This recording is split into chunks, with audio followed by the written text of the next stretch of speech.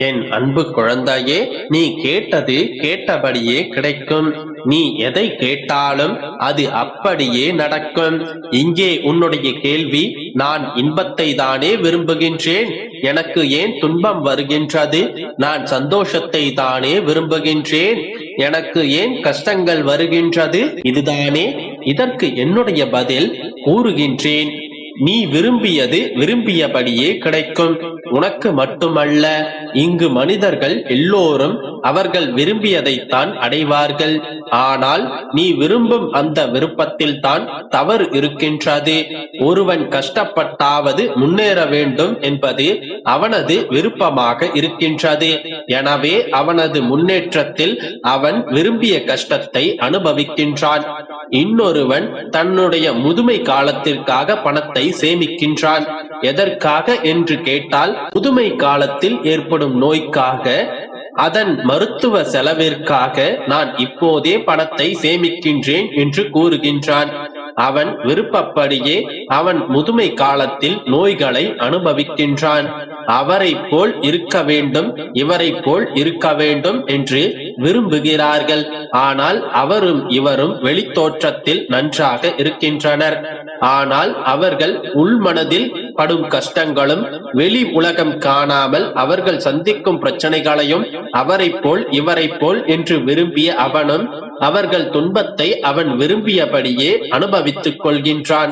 நான் எப்போதும் எந்த சூழ்நிலையிலும் சந்தோஷமாகவே இருப்பேன் என்று நினைக்கும் ஒருவன் அவன் விருப்பப்படியே எப்போதும் சந்தோஷமாகவே இருக்கின்றான். அது இருந்தால்தான் சந்தோஷம், இது இருந்தால்தான் சந்தோஷம் என்று ஒரு முடிவிற்கு வந்த ஒருவன் அதுவும் இதுவும் கிடைக்கும் வரை அவனது சந்தோஷத்தை ஒத்தி வைத்தே அனுபவிக்கின்றான். பிச்சை எடுத்துதான் பிழைக்க முடியும் என்று கூறுபவன் பிச்சை எடுத்துதானே ஆக வேண்டும். இவ்வாறு மனிதன் எல்லா நன்மைகளிலும் ஒரு தீமையை உட்புகுத்தி அதை விரும்பவும் ஆரம்பிக்கின்றான். விருப்பப்படி விரும்பியபடி இருப்பதுதானே இன்பம்.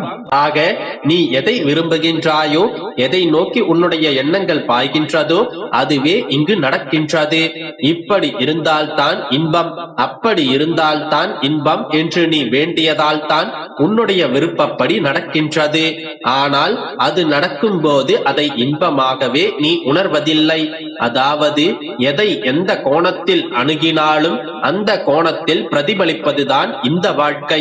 எனவே நீ மாற்றிக்கொள்ள வேண்டியது உன்னுடைய விருப்பங்களை அல்ல, உன்னுடைய சிந்தனைகளை. சற்றேனும் சிந்தித்து உன்னுடைய விருப்பங்களை எல்லாம் எதிர்மறை வார்த்தைகளன்றி நேர்மறையான வார்த்தைகளால் நிரப்பிக்கொள். கஷ்டப்பட்டு முன்னேற வேண்டும் என்பதல்ல உன்னுடைய விருப்பம். உன்னுடைய இஷ்டப்படி நீ முன்னேற வேண்டும் என்று நினைத்துக்கொள்.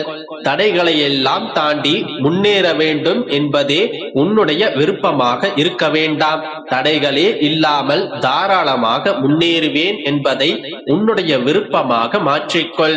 அப்பொழுது தடைகளே வந்தாலும் அது உன்னை பாதிக்காது. புரிந்து கொண்டாயா? இது புரியவில்லை என்றால் மீண்டும் கேள். உன்னுடைய வாழ்க்கை எப்போதும் உன்னுடைய எண்ணங்களை பிரதிபலிக்கின்றது. நீ எதை அணுகுகின்றாயோ அதுவே உனக்கு கிடைக்கின்றது. நீ எதை விரும்புகின்றாயோ அதுவே உனக்கு நடக்கின்றது. சரியாக எண்ணிக்கொள், சரியாக விரும்பிக்கொள். இதை புரிந்து கொண்டு உன்னுடைய விருப்பங்களை நிறைவேற்றிக்கொள். நீ விரும்பியபடி உன்னுடைய விருப்பங்களை நிறைவேற்றி தருகின்றேன். நம்பிக்கையோடு இரு, நல்லதே நடக்கும். என் அன்பு குழந்தையே, நீ ஒதுக்கப்படும் இடங்களில் நிமிர்ந்து நில். புகழப்படும் இடங்களில் அடக்கமாயிரு. நீ விமர்சிக்கப்படும் இடங்களில் மௌனமாயிரு. நீ நேசிக்கப்படும் இடங்களில் அன்பாய் இரு. உலகம் உன்வசமாகும். வெறும் பெருமைக்காக எந்த ஒரு விஷயத்தையும் செய்யாதே. உன்னுடைய மன நிறைவுக்காக உனக்கு பிடித்த விஷயத்தை மன நிறைவுடன் செய். பிறரை பற்றி விமர்சிக்கும் முன் நாம் அந்த இடத்தில் இருந்திருந்தால் இதை செய்வோமா என்று அவரின் மனநிலையை பற்றி புரிந்து கொள்ள முயற்சி செய். அதன் பிறகு உன்னுடைய மனம் சொல்லும் பிறரை பற்றி விமர்சிப்பதற்கு உனக்கு என்ன தகுதி இருக்கின்றது என்பதை. உனக்கு வரும் விமர்சனங்களையும் கருத்தில் கொள்ளாமல் கடந்து சென்று போய்கொண்டே இரு. உன்னுடைய எண்ணங்களும் செயல்களும் சிந்தனைகளும் சொல்களும் உன்னை சுற்றி இருக்கும் மனிதர்களுக்கு நன்மை செய்யும் எனில் இறைவனை நீ தேட வேண்டிய அவசியமில்லை. இறைவனே உன்னை தேடி வருவார். குழந்தையே, ஒன்றை மட்டும் நீ நன்றாக புரிந்து கொள்ள வேண்டும். உன்னுடைய வாழ்க்கையில் உன் அப்பா பெருமாளை தவிர உனக்கு ஒன்றும் முக்கியமில்லை. மற்ற அனைத்தும் நீயாக உருவாக்கி கொண்டதுதான். அவை மாயமான இன்பம் தரும். அதை கண்டு நீ ஏமாறாதே. வாழ வழியில்லை என்று புலம்பாதே. நீ பயணிக்கும் வாழ்க்கைதான் உன்னுடைய பாதை என்று நம்பிக்கையோடு நடைபோடு. இந்த உலகமே பாவ புண்ணியங்களால் இயங்கிக் கொண்டிருக்கின்றது. அவரவர் மனமே அவரவருடைய வாழ்க்கை.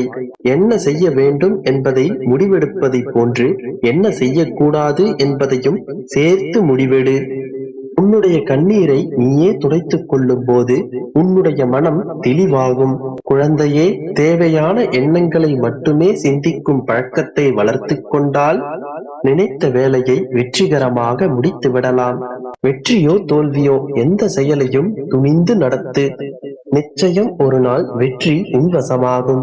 பெரும் சாதனைகளை நிகழ்த்த 3 நிலைகளை கடந்துதான் ஆக வேண்டும். அவை ஏளனம், எதிர்ப்பு, அங்கீகாரம். உனக்கு நிகழும் அனைத்தும் இறைவனால் நிர்ணயிக்கப்பட்டது. அதனால் எது நடந்தாலும் எதை இழந்தாலும் அனைத்தும் நன்மைக்கே என்று கடந்து செல்ல பழகு. என்னை மீறி உனக்கு ஒன்றும் நடந்து விடாது என் குழந்தையே. நம்பிக்கையோடு இரு, நல்லதே நடக்கும்.